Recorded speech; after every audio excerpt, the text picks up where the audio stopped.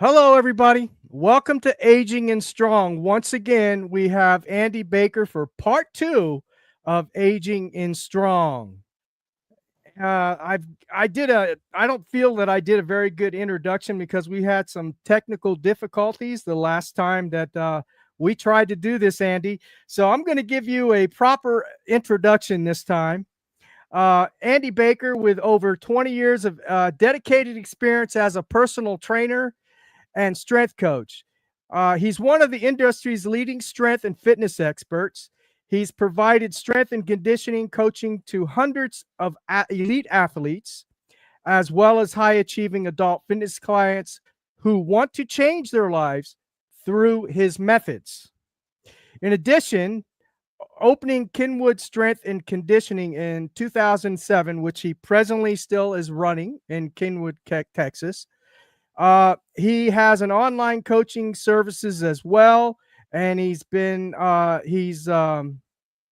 read and used by thousands for more than a decade. So a lot of experience there.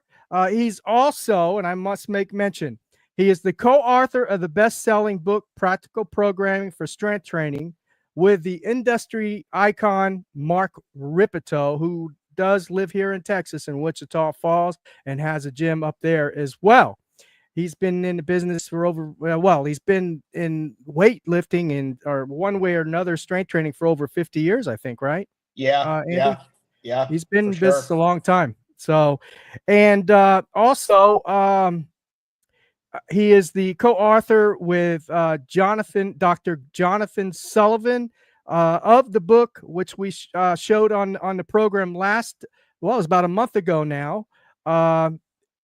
Barbell Prescriptions, Strength Training for Life After 40, along with, of course, Jonathan Sullivan. And then in 2022, he says he's proud to take he's been coaching one of his clients, longtime client, Shelly Stetner, is a IBF Masters World Champion at the age, she's probably older now, I believe, Andy. She's 71. Yeah, she's She took 74, I believe now. 74, and she's took first place in place performance and rewrote the record book in the M4 division. I'm not very familiar with the M4 division. Perhaps Andy can explain that, but she started lifting at 65. Is that correct, Andy? Yeah, that's correct. Yeah. So that's awesome, man. That's Yep. awesome. Never touched a weight until she was 65 years old, and then at age 71 won the Masters World Championship. That's awesome, man. That's awesome. I tried to get her on the show, but she declined, and I understand she doesn't feel comfortable in doing it, but that would have been an awesome story, her journey through when she started up until the present time with her powerlifting journey and all that good stuff. Yeah, I mean, she's kind of a very private person. Yeah, that's she's understandable, man. she's kind of the model client that you'd want, in that she doesn't seek any kind of notoriety or everything. She just wants to win. She's very driven Mhm. she just wants to win. Mhm. Her meets that she does, and she wants to perform her best, but she doesn't necessarily really care that anybody knows who she is, other than Right. herself and the people around her. So she's very driven, which you have to be to achieve at that level. You have to be internally driven to win for winning's sake, rather than for there's too much the motivation from the accolades, or whatever you would get is not enough of a driving motivation to put in that amount of work and that amount of Mhm. discipline, day in and day out, week in and week out. Mhm. You have to be driven by that motivation to win, which most of us don't have, especially later in life. Age Yeah, tends to for sometimes sure. kill that fire a little bit, but For not with sure. her, man. That fire got lit at 65 years old, and she's never looked back. That's awesome. That's awesome, and that's just that she's accomplished so much. You're right, starting so late in life at 65 and then figuring out, "Hey, I'm an elite athlete. I kinda Well, dig this. I like yeah, this." and Yeah, I always tell got people that this, bug.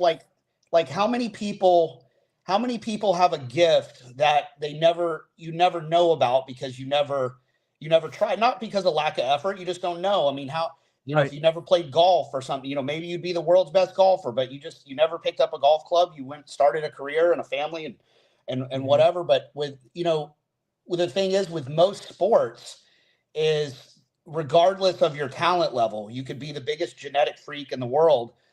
If you don't engage in that sport early in your 20s or 30s, that athletic window is going to pass you by.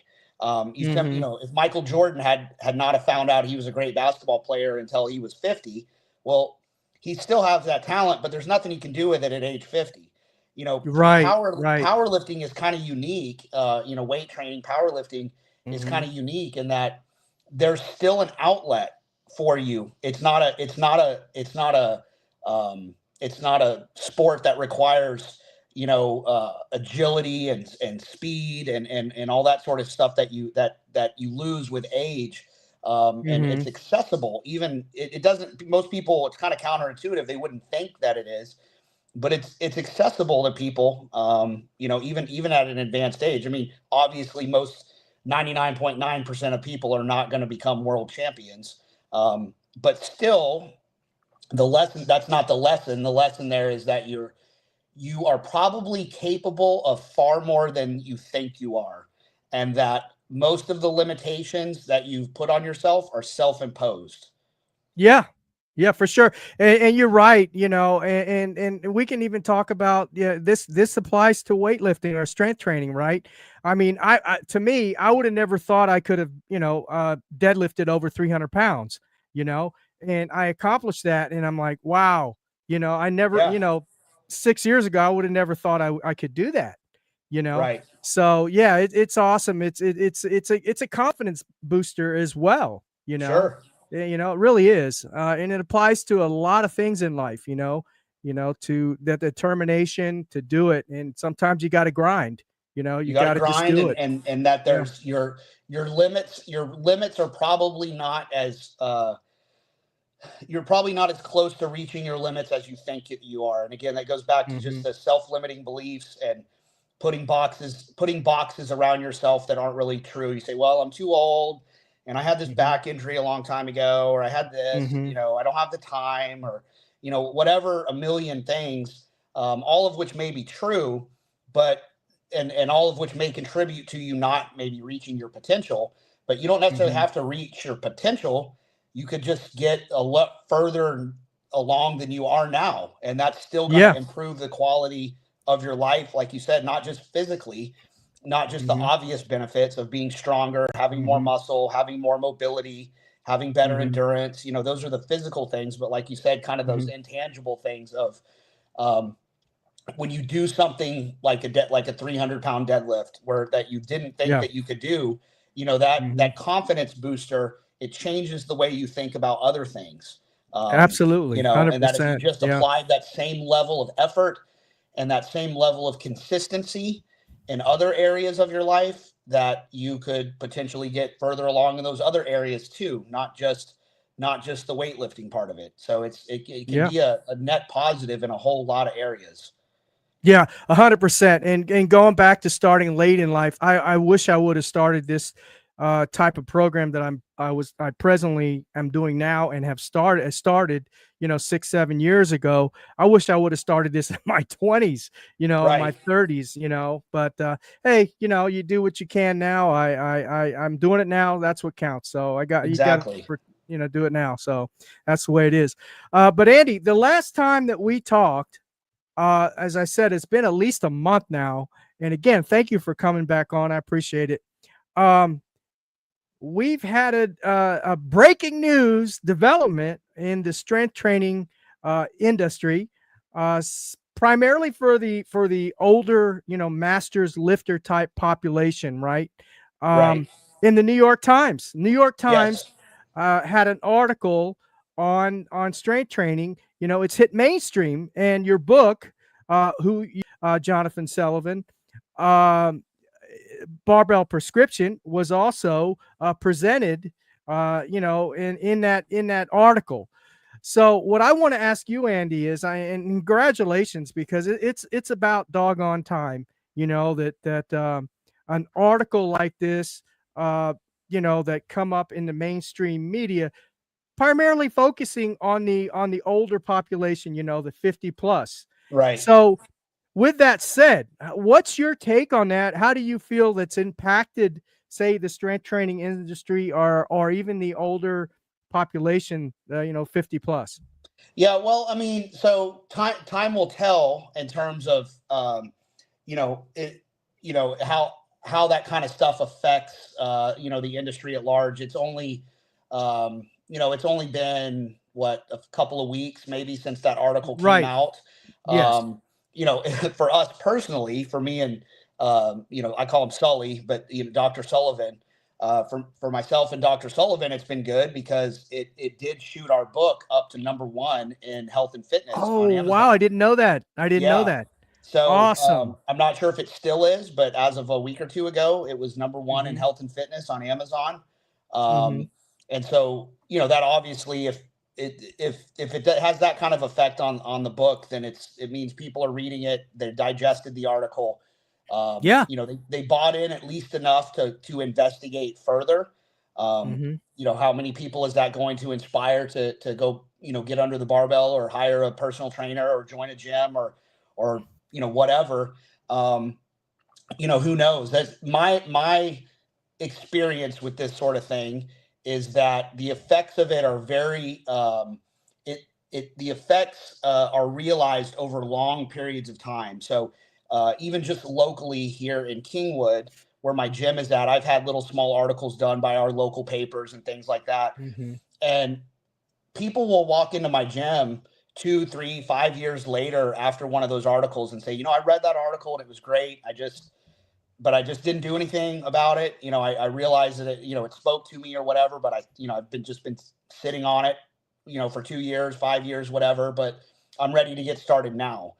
So a lot of times, those types of things have they have an immediate effect, but then they also have a kind of an elongated, delayed effect. So, it's obviously very hard to measure that, but I will Mhm. say that when our message gets echoed or repeated or whatever in a major publication like a New York Times or something like that, Mhm. it has an effect, because it gives, now the reality is that the writers and such of those articles, and I will say this, the writers did a very good job, and Yeah, I oftentimes think so, yeah. I have had experience being interviewed by magazines and newspapers and such like that. Mhm. And you do the interview. Usually there's a delay of a week or two. Then the article, gets published, and you go back and read it and you go, oh my God, through the editing process or whatever, this is not at all the message I was trying to convey, because Right. they take a little bit of liberty oftentimes, with the content, and they themselves are usually not subject matter experts in whatever they're writing about, and in some ways Right. it's Right. filler content for them. But in this case, I thought the article was very well done. I thought they gave a very accurate representation of our message. And that kind of stuff it's just important. It gives credibility to the book. It gives credibility to the message and the Mhm. messengers. Mhm. And you could say that's largely perception, but whatever. It still has an effect on the masses, on the population at large. That's a Mhm. good thing. Um, Mhm. and so I was very, very happy with the article, and if it got people to go to look into the book further, or look into joining their local gym or whatever, look into hiring a coach, or whatever step it is that they need to take to take Mhm. control of their health and fitness, then I'm all for it.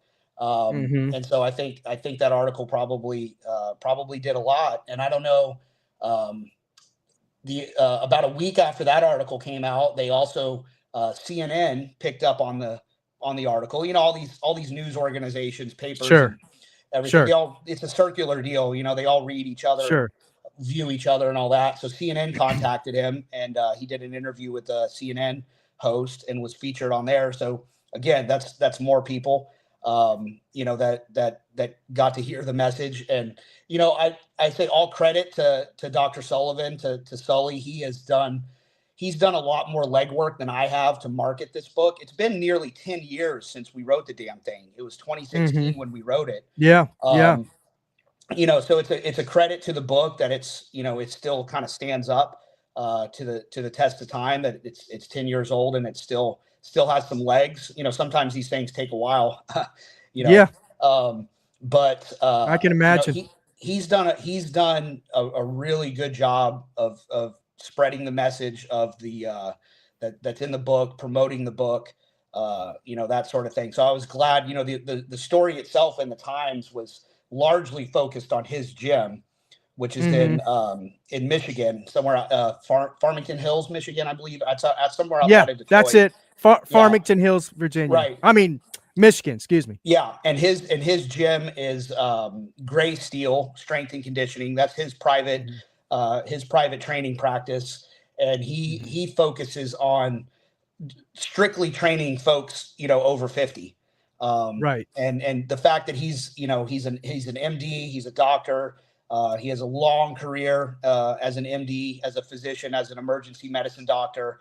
A very learned guy, a very smart guy. When you write a book with somebody like that, it really, it is really an honor and a privilege to get to work with somebody like that. Because he's a very intelligent, thorough guy. So. It was a lot of fun to do the book with him. It's a very well researched book. Tons. I mean, the amount of footnotes that are in the back is, pretty exhaustive. And so, yeah, I know. The goal of the book. We wanted the book to stand up to scrutiny from, the scientific community, the medical community. We wanted we didn't just want to write a book that was our opinion. There's obviously some of that in there. I mean, it is our opinion, but we wanted our opinions to be backed by a lot of published peer-reviewed research. And so Sullivan did a lot more of that legwork, than I did on the book. And so it gives the book a lot of credibility. So his story is just very interesting. There's not a lot of lifelong career doctors that would give up their medical practice in order to go into full-time strength and conditioning coaching. And he didn't do it for the money, and he did it because, and he'll tell you this in his own words, he felt like he was helping more people achieve a better quality of life, more longevity, all that sort of stuff, working with them in the gym than he was working with them, through the medical field. And so, and he's not a guy that, it's not like he just started his practice and 5 years later gave it up. I mean, he's got a multi-decade career in medicine. And made the decision to step away from that and pursue it. When he started the gym, it was a part-time gig for him. It was just 2 days a week. It was like Wednesdays and Saturdays or something, a few hours at a time, kind of something on the side while he was still practicing medicine full time.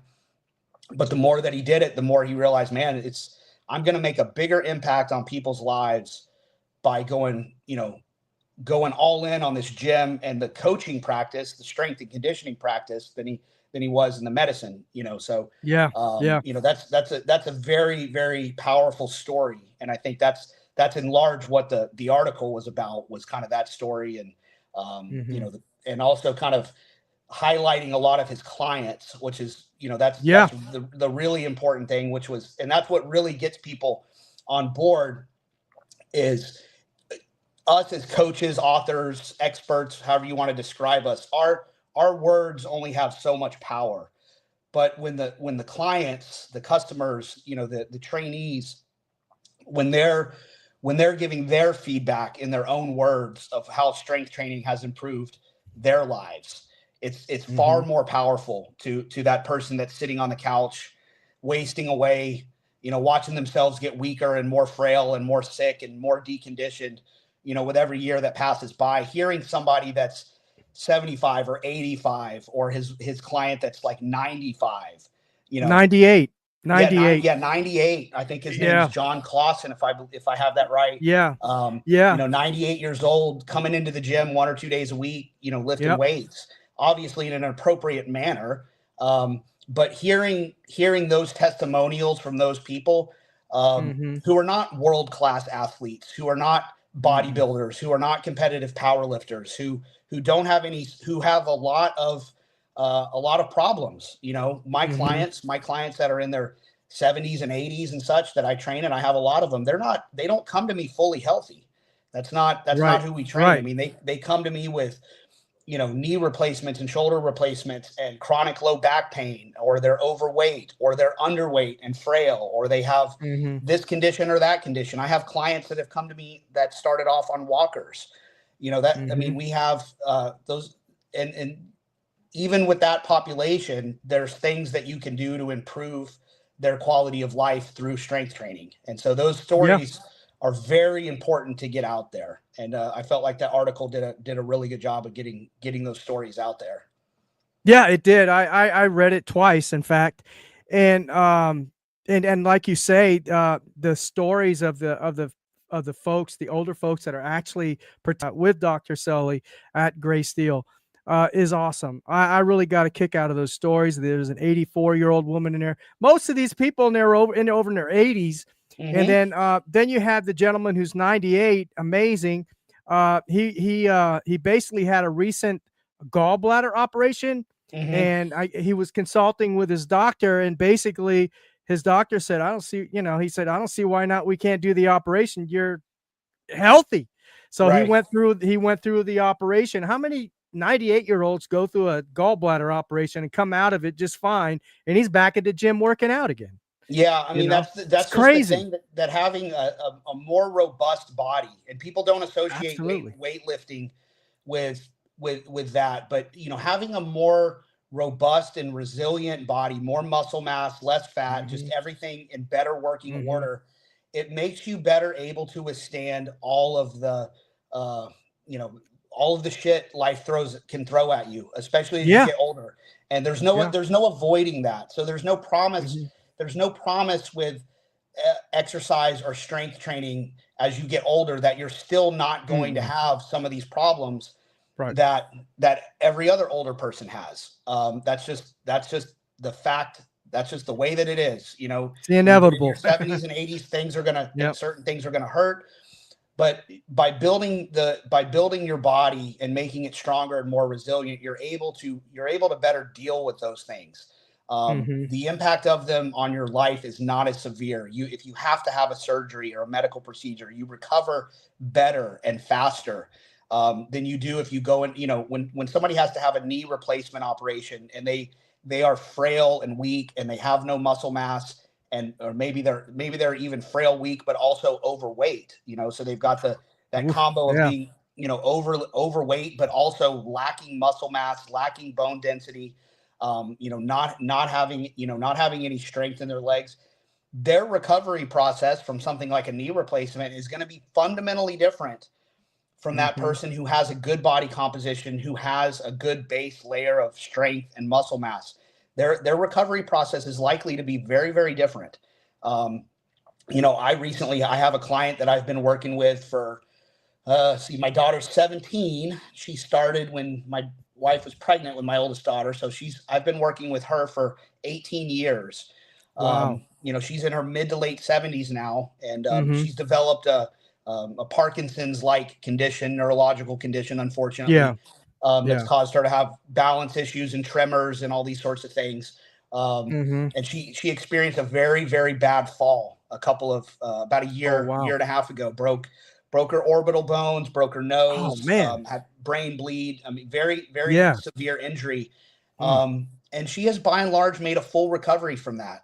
And, her doctors and Wow. everybody else told her, had you not been doing this, had you not had Hmm. the strength and the vitality and the muscle mass and everything else that you've developed over the years by taking care of your body, the outcome of this injury and the length of time you had to spend in the hospital bed and everything else, probably would have been a very different outcome. Yeah. But she's I, back in the gym. She still has to use a walker, unfortunately, now because of the tremors and the balance issues from the neurological disorder.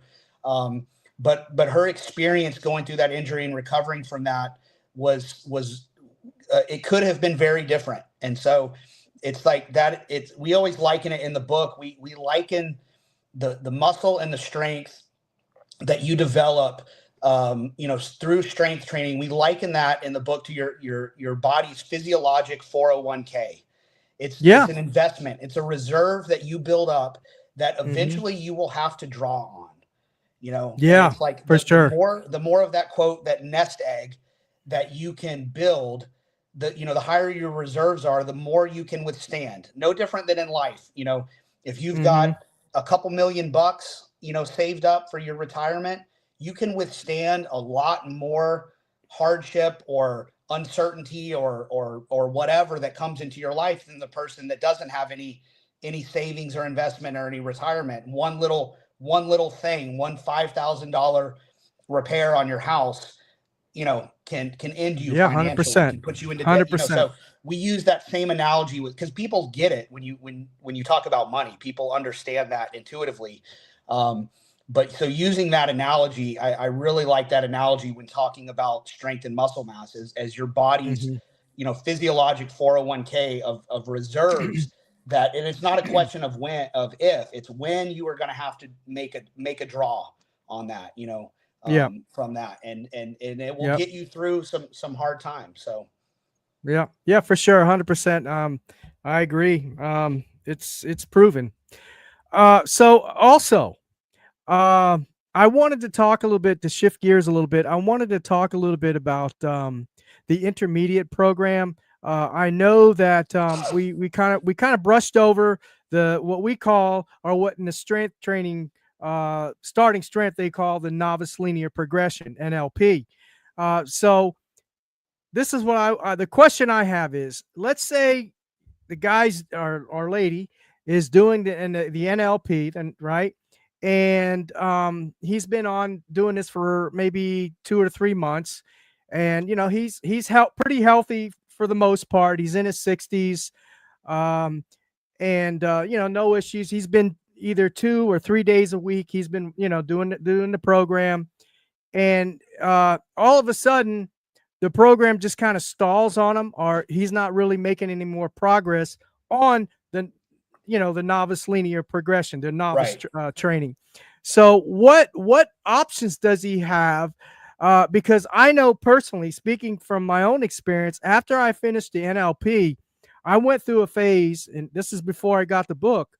I went through a phase where I was like, well, what do I do now? What am I Yeah. going to do now? And I did all kinds of crazy stuff, and I made a bunch of mistakes. I wasn't progressing. Number one, I didn't stick to a program long enough.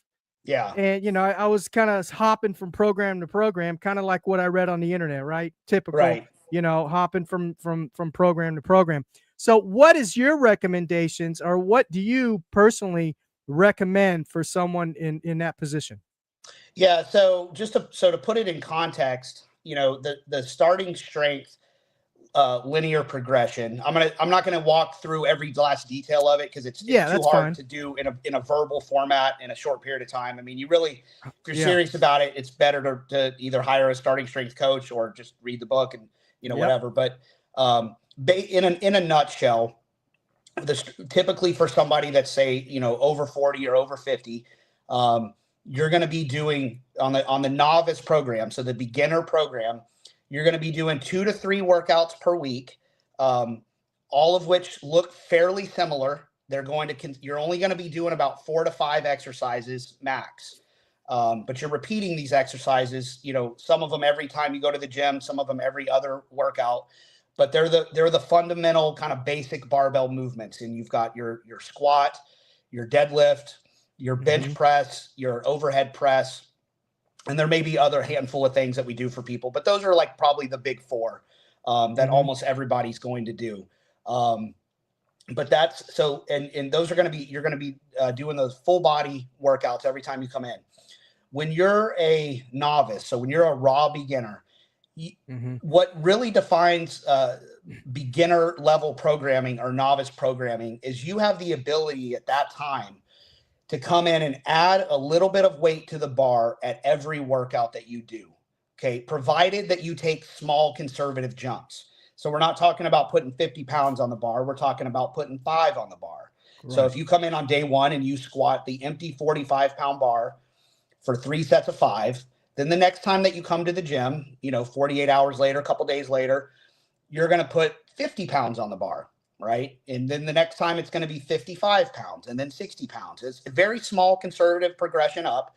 but over time that adds up, and you will basically be able to add weight to the bar every time that you come in, because you're unadapted and unexposed to the training stress. And so your adaptability is very fast. You're getting Mm-hmm. stronger literally every time that you get under the bar. You're also, as a beginner, the reason you can do that, where you can add weight two to three times per week, so every time that you go to the gym, part of the reason you can do that is, one, you're highly adaptable, because you're think of it as you've been inside all winter long, you haven't been exposed to the sun, and you go outside for the first time in summer with your shirt off. You're very, very sensitive to the exposure of the sun, right? And so you will adapt your skin will adapt very, very quickly to this first exposure. So it's the body's going through a similar process when it's first being introduced to strength training. So you adapt very quick, but you haven't yet built up the capacity to really fatigue yourself.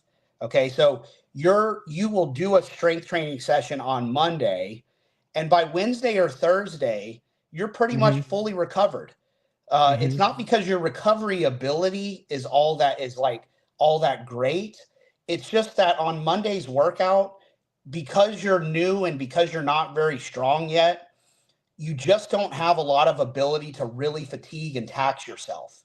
So your recovery window, if you do things correctly, your workouts are not that systemically fatiguing. And so you're recovered, 48, 78, 72 hours later, and can go in and do another workout and add weight. Okay. So that's different than a really, really advanced guy, somebody, a highly accomplished power lifter that's been training, with very, very heavy weights for 20 years. That's different. His ability to fatigue himself is very, very high. And so if he does an all-out workout on Monday, if he goes up and squats a really, really heavy weight for sets of 5 on Monday, he may not be able to go up in weight again for another week or another couple of weeks, or in very advanced guys, maybe only once a month, or something like that. So your highly competitive powerlifters are probably only competing like once or twice a year, because that's the rate of progress that they have. They can't show any improvement more than 1 or 2 times a year, because it takes them that long to make improvement at that level. Okay. Makes sense. So what happens is, with the novice program, is over time, and that could be anywhere from 6 weeks to 6 months. It does vary quite a bit, but the average we're going to say is like 2 to 3 months, something like that. 2 to 3, maybe 4 months. That's more average. 6 weeks is kind of an outlier. 6 months is an outlier. 2 to 4 months is much more the average. Let's just call it 3 months. Okay. But let's say in 12 weeks or 3 months, you've been doing this novice progression. You've gotten a lot stronger. You've been adding weight to the bar, 2 to 3 times per week on all of your lifts. So now that you're much stronger, what happens is, every workout that you do is a little bit more fatiguing than it was a month ago or 2 months ago. And so the stress that you're imposing on your body starts to ramp up. And so your ability to go in and do a heavy workout on a Monday and come back on Wednesday and do another heavy workout and add weight to the bar, that ability starts to fade. Okay. You can't really do that anymore, because that workout that you just did on Monday, it's taking you longer now to recover from that than it was before. You've developed you've gotten stronger, but as you're getting stronger, your ability to place a stress on yourself is increasing, which means there needs to be more recovery time in between workouts. So what that doesn't mean, though, is that we don't necessarily want to decrease the frequency of our workouts. Okay, so that doesn't mean that we work out on Monday and now we just take a week off and don't work out again until next Monday. Right. We still want to keep the frequency of the workouts up, but not all of them can be heavy anymore. So we have to institute a strategy where we have a heavy workout, say maybe on Monday, and then we have a couple of placeholder workouts in there that are lighter than Monday's workout was. So we're not adding weight now every workout. We're still maybe squatting 3 days a week, but only one of those weekly workouts is heavy. The other 2 are maybe lighter. or maybe we're only Gotcha. doing it twice a week. So we have one heavy workout at the beginning of the week. Let's say that's Monday.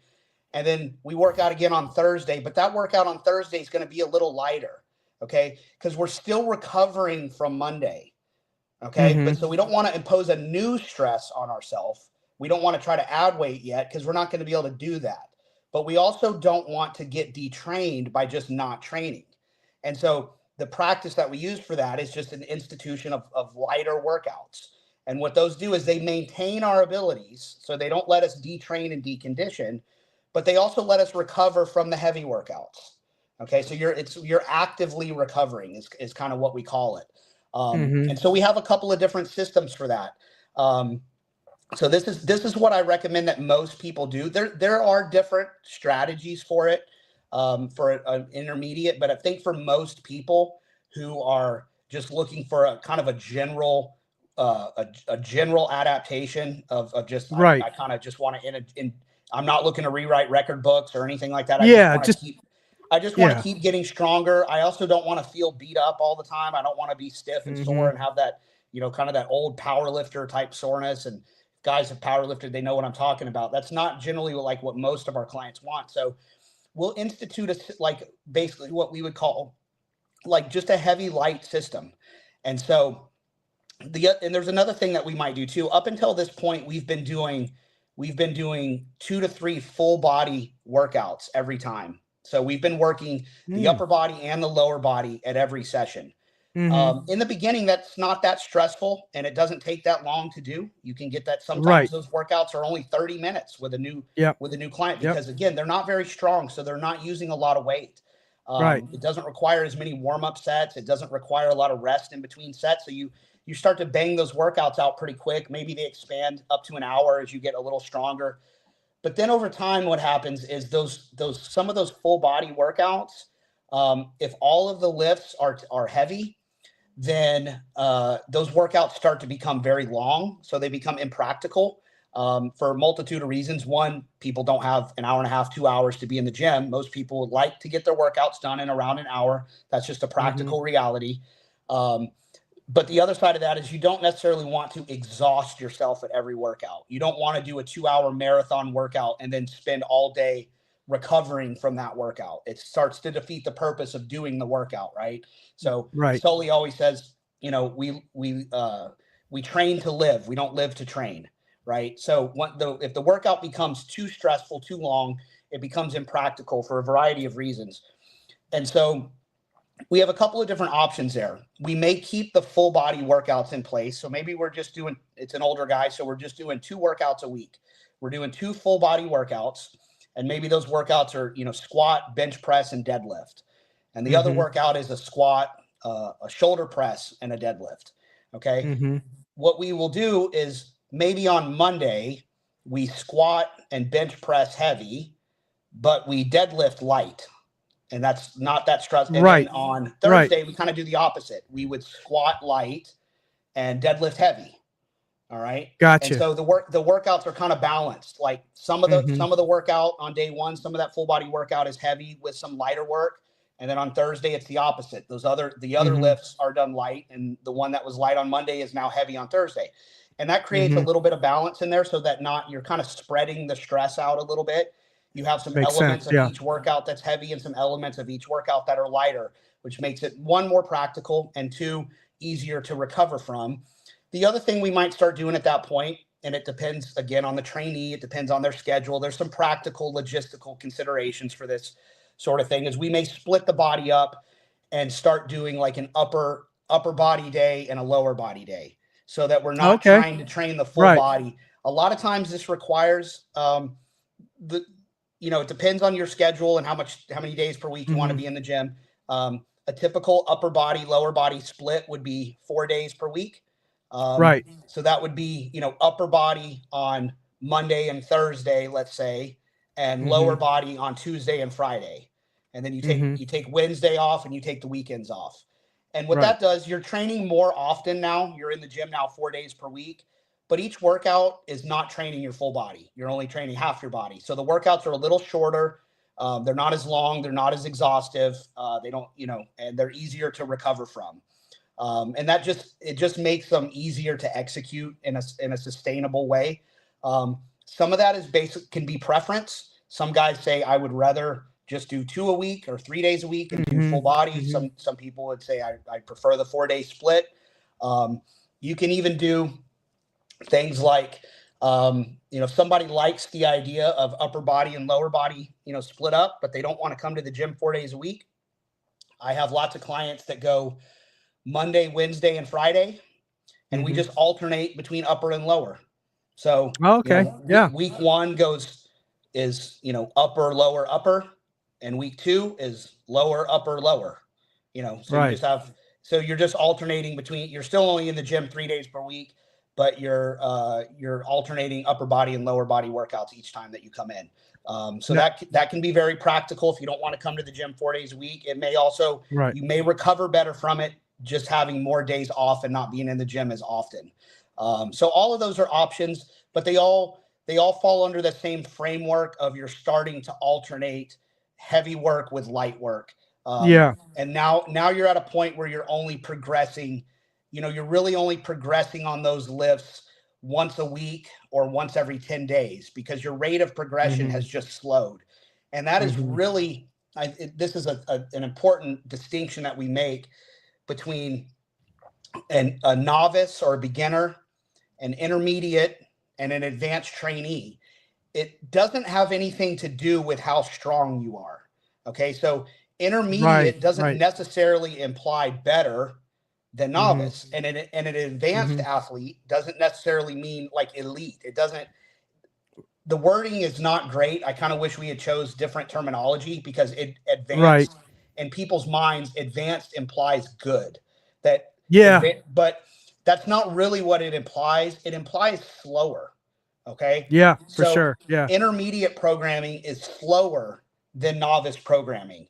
Advanced programming is even slower than intermediate programming. So now an advanced program, which most people aren't probably going to need that are listening to this. So I'm not going to confuse people with it by going into it, but with an advanced athlete, now you're only progressing maybe 1 or 2 times per month. But that doesn't necessarily mean that there's some sort of elite, elite. Yeah, exactly. It means that for their age and their genetics, they have gotten strong enough and spent enough time in the gym where their rate of adaptation has slowed to the point where they can only realistically progress on a lift, a couple times per month, something like that. Well, here's the thing with me, Andy, and maybe this will help some folks out. Once I got the book and I started reading it, Barbell Prescription, that's the first one that I really started reading and looked through it and everything. I switched, and I went to that program, and I'm doing a program that you outlined in the programming graph that you have in there and everything. I'm doing a light / medium type program. So I'm doing 2 days a week, and now I do the 4 of the core exercises, but on my light day, as opposed to doing a deadlift, I do a pedally row. And then one day of the week I will do also a chin-ups. And then I only personally, and I'm not making very good progress, but I'm making good progress at my speed, at my pace on the deadlift every other week. I'm deadlifting heavy every other week. Yeah. And so that's another consideration. And the book goes into that. Exactly. That's another thing that will happen at the intermediate level is that not only will you potentially, you keep a lot of the same exercises in the program, but you alter the stress by going, a heavy day and a light day, is that you may also start to add in additional exercises or substitute exercises because again, like a deadlift, for instance, deadlifts are very good for strengthening the back, but they're stressful on the low back. Now, when we say stressful on the low back, that's a good thing. There's good stress and there's bad stress, right? The stress is what causes the adaptation.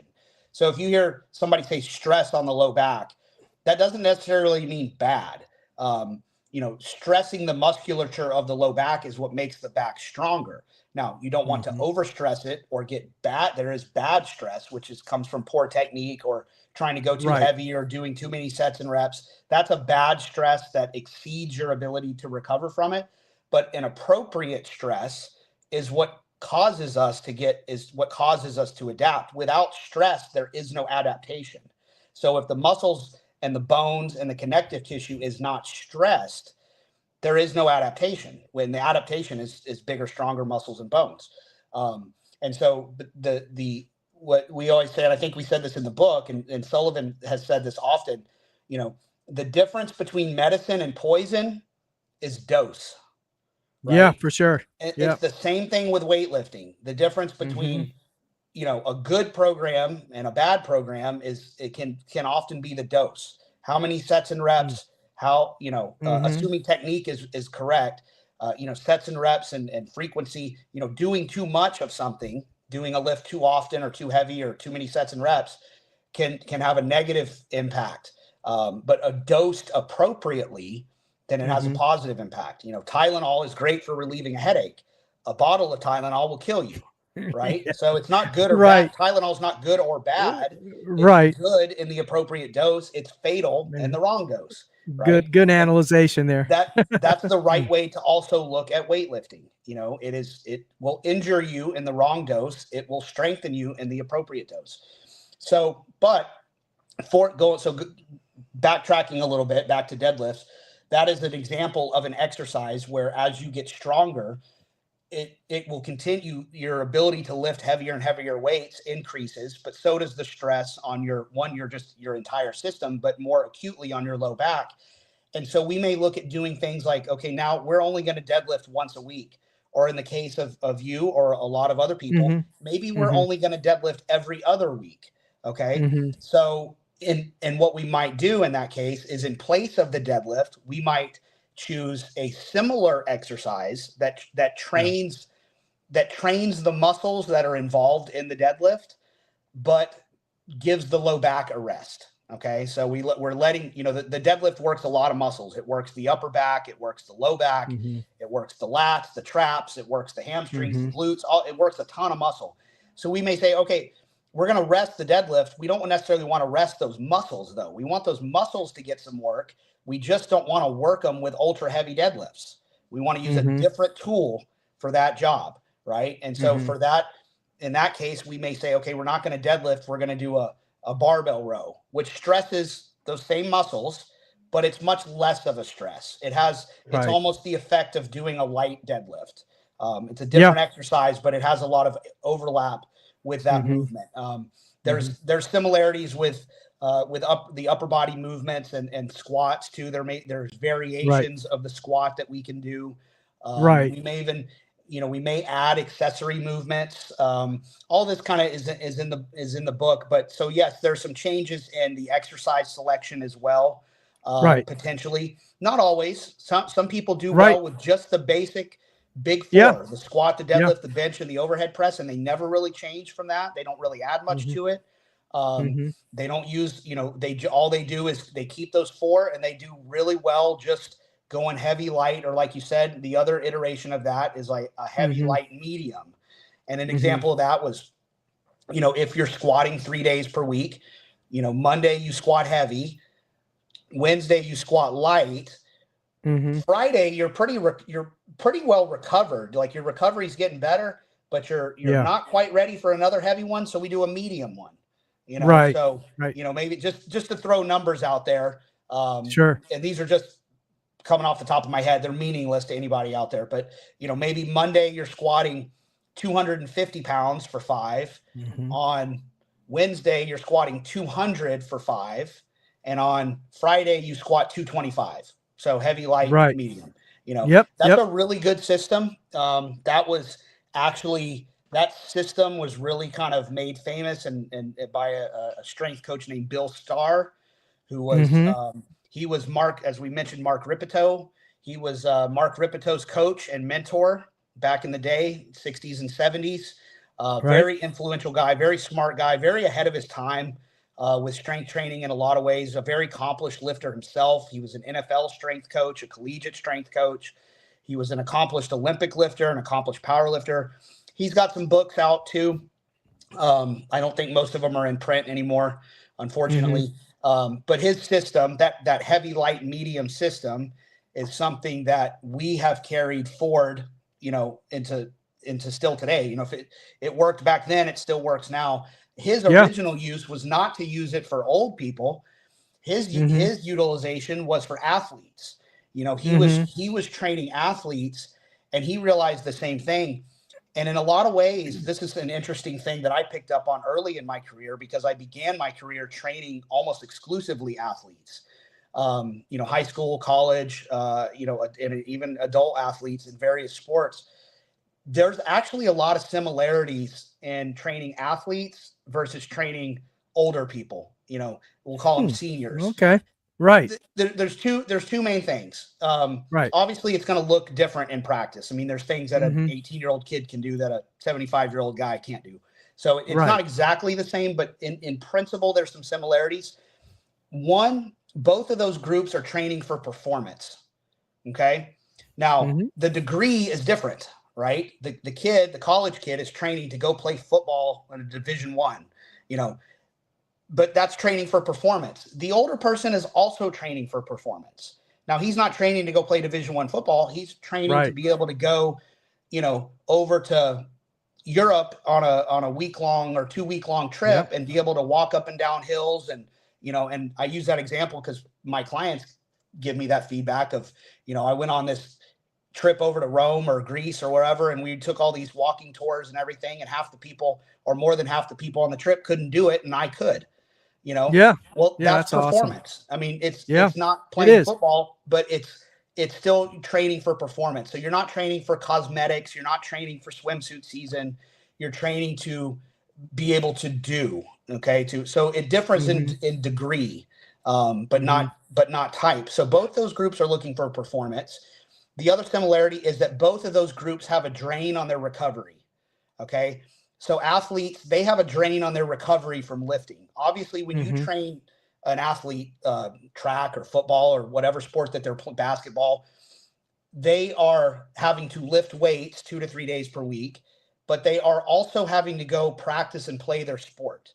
So they have to go run, they have to go jump, they have to go practice sports, they have to do any number of things that interfere potentially with their ability to recover from the weightlifting.